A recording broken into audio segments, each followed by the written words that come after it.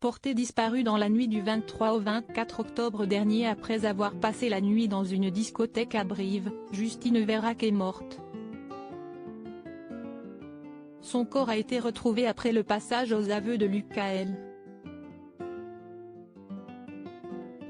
L'homme avec qui elle a été vue pour la dernière fois vivante par son ami Théo.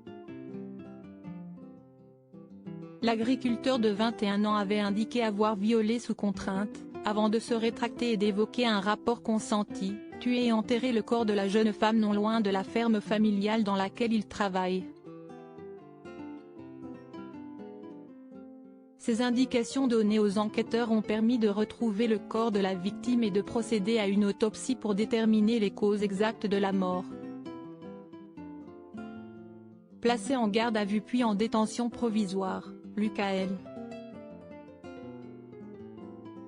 avait indiqué avoir donné un gros coup de poing à Justine Vérac qui aurait entraîné la mort. Mais d'après les médecins légistes, ce n'est pas un unique coup qui a été porté à la jeune femme.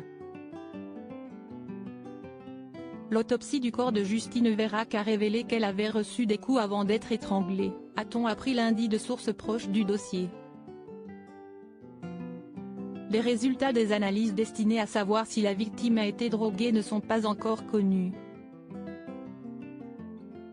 Lors de la soirée passée dans une boîte de nuit de Brive-la-Gaillarde, Justine a indiqué à son ami Théo que son champagne avait un drôle de goût, supposant qu'elle avait été droguée.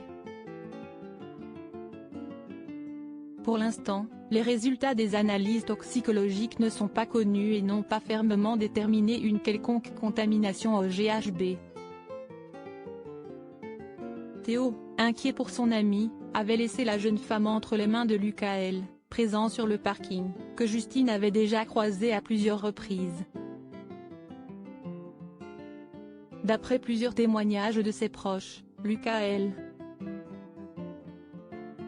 était aussi gentil et impliqué dans son travail que violent et impulsif, si est quelqu'un qui a du mal à gérer ses émotions quand on lui dit non. Quand il joue au foot lorsqu'il perd un match, il peut se mettre en colère jusqu'à tabasser des joueurs de l'équipe adverse, a affirmé l'une de ses amies. Le profil psychologique de Lucas-L. reste lui aussi à déterminer. Lucas-L. reste présumé innocent des faits qui lui sont reprochés jusqu'à la clôture définitive du dossier.